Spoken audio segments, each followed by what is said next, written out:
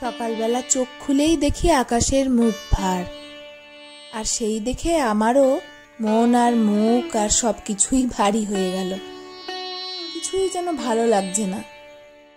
একে তো চারিদিকের পরিস্থিতি পরিবেশ একদম ভালো নেই, তার মধ্যে এইরকম আকাশের অবস্থা, এই ঘ্যানঘ্যানানি বৃষ্টি। মন খারাপের দিনগুলোতে একদম কিছু করতে ইচ্ছা করে না, কিন্তু কিছু করব না এটা বললে তো চলে না, খেতে তো হবে। তাই আজকে ভাবলাম কিছুই সেরকম রান্না করব না, একটু মাছ ভেজে নিই আর ভাত আর একটু আলু সিদ্ধ বসিয়ে দিই।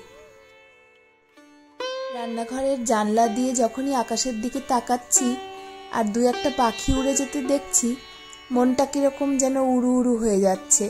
মনে হচ্ছে ওদের মতো আমিও যদি উড়ে কোথাও চলে যেতে পারতাম, কিন্তু কি করব, কোথাও গিয়েই মনে শান্তি পাবো না। এই যে বললাম চারিদিকের পরিস্থিতি এতটাই খারাপ। প্রতি বছর পুজো আসছে বলে কত আনন্দ থাকে, এইবার কোনো আনন্দই বুঝতে পারছি না, কারণ মনে কোনো আনন্দ নেই।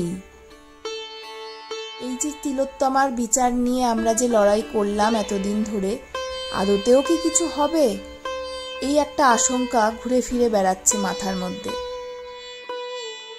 আসলে বিচার ব্যবস্থার উপরেও ভরসা চলে গেছে, সব কিছুর উপরেই ভরসা চলে যাচ্ছে, তাই বুঝতে পারছি না আদতেও কিছু হবে কিনা।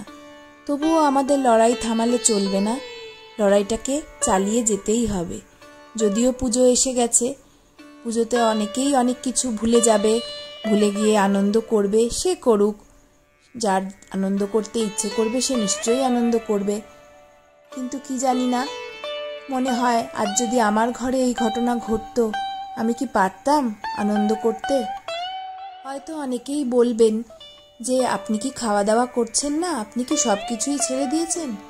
তা নয়, আমাদের তো করতেই হবে, খেতে হবে, বাঁচতে হবে, সবই করতে হবে, কিন্তু সাথে ভুললে চলবে না যে মেয়েটা কিন্তু বিচার পায়নি। আজ অন্যের ঘরে হয়েছে, কাল আমার ঘরে হতে পারে, তাই সজাগ থাকুন, সাবধানে থাকুন।